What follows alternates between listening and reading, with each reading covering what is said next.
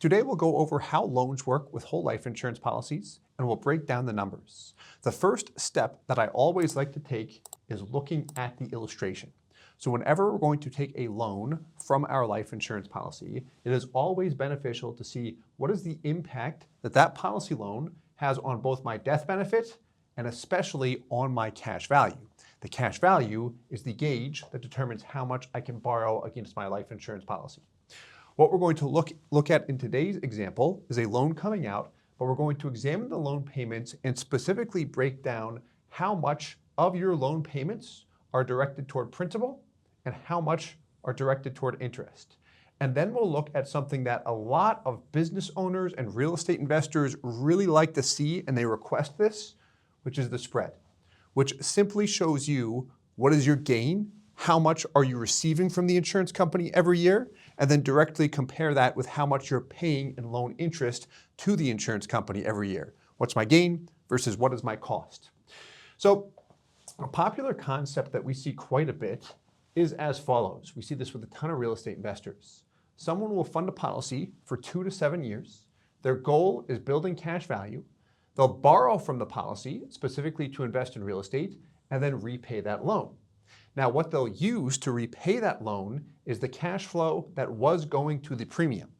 So specifically, they're interested in funding a policy for a short period of time because when they have loans outstanding, they want to focus on being able to repay those policy loans.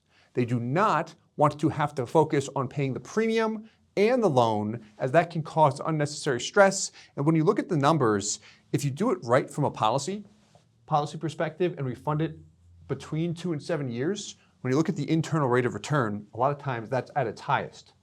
So the numbers in this type of scenario look very good. It's easy to manage because now when I have a loan outstanding, I don't have to worry about paying the premium and paying the loan, which results in me having less stress, which is always a nice thing. So the example we'll look at is as follows. We've got someone that has $200,000 in the bank. This is cash that he keeps on hand specifically for his business. He's going to look to move it into a whole life insurance policy.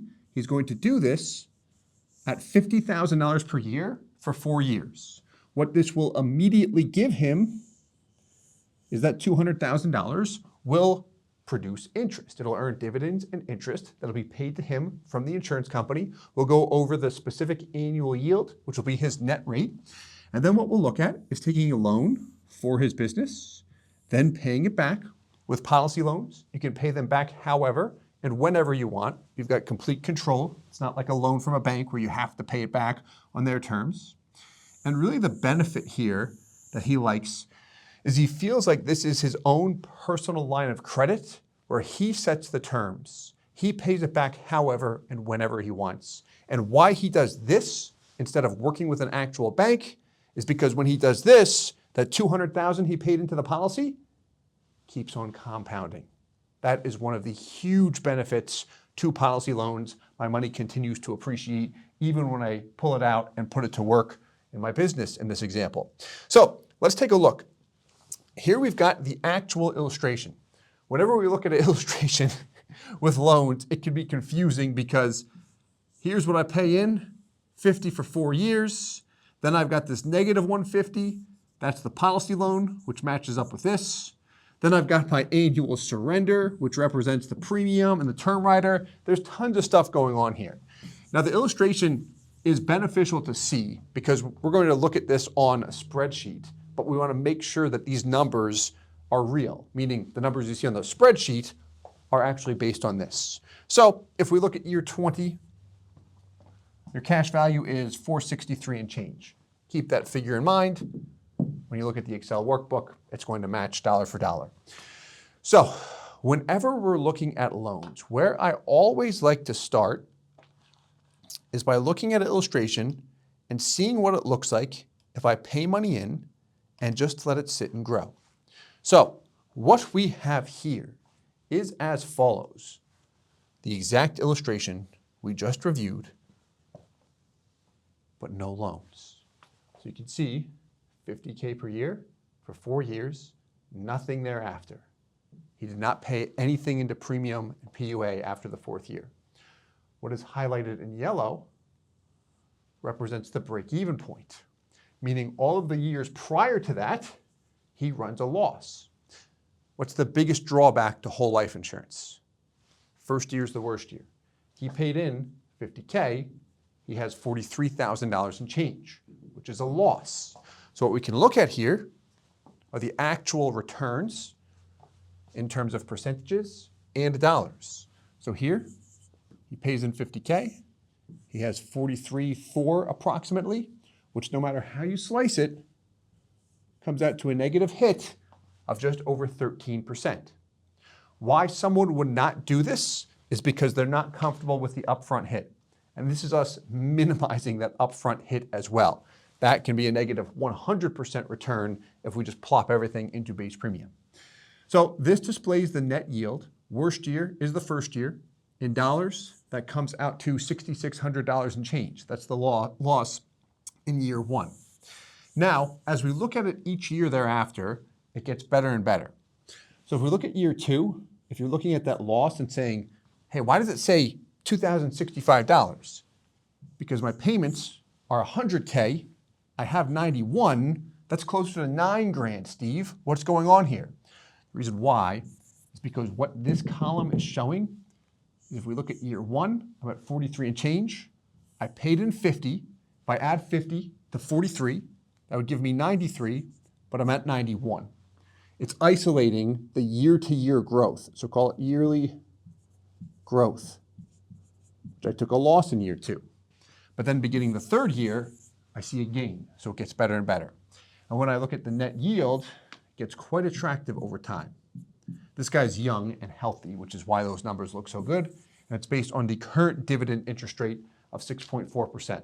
All right, let's take a look at the loan. So what we've got here, loans. First 4 years, he can borrow whatever he has in cash value.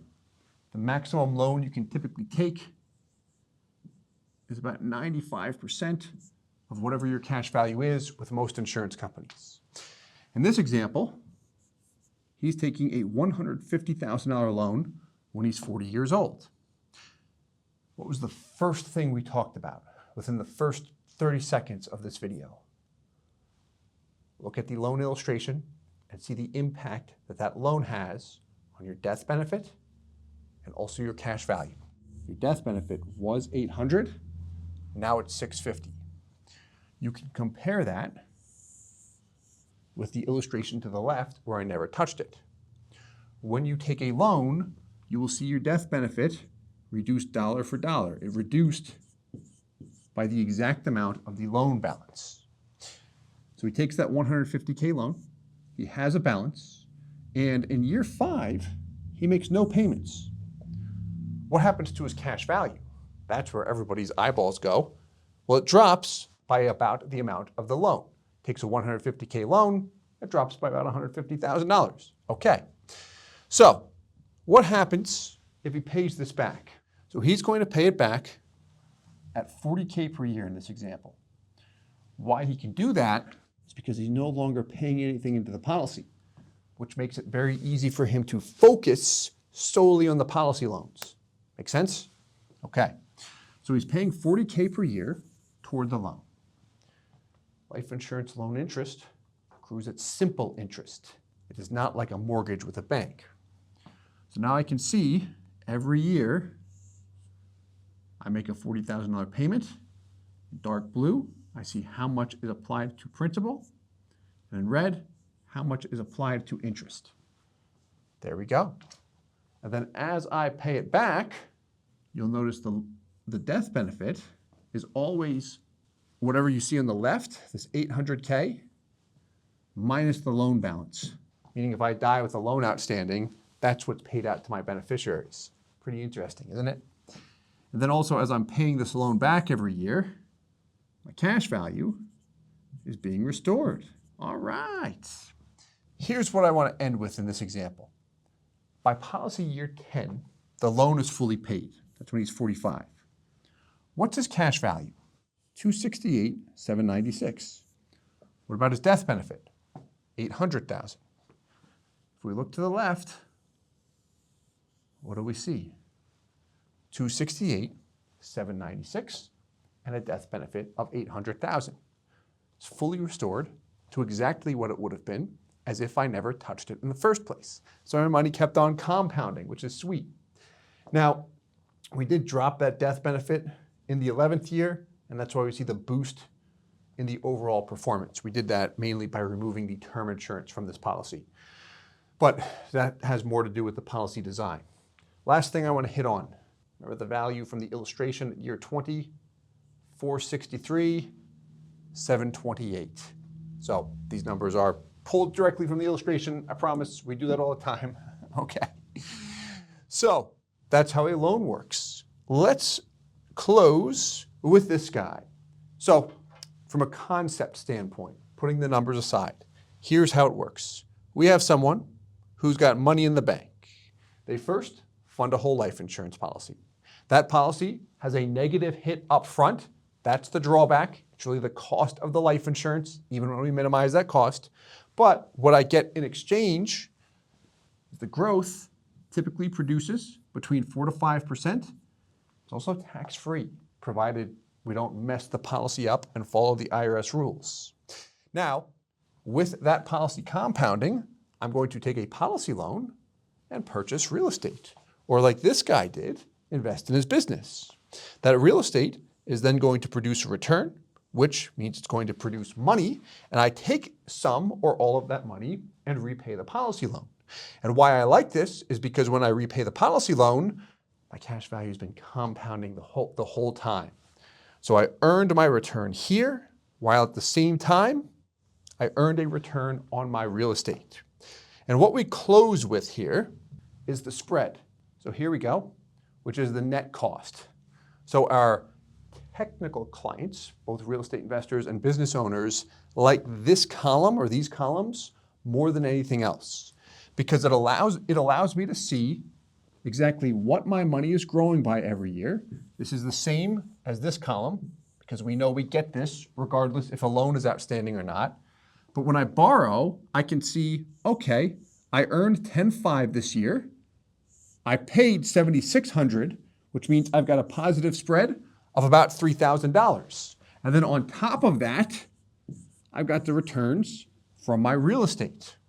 So it allows me to see what the true cost is of using this tool only, which is the whole life insurance policy. And then really I can see if it complements what I'm doing versus just using money in the bank, which is what we see with most individuals. So with all of that said, I do hope that you enjoyed this video. If you have any questions or comments, please leave them down below in the comment section. If you'd like to see more information on this, you can check out our 3-step guide that goes over how to use a whole life insurance policy for real estate. And as always, I hope this helps. Thanks for watching.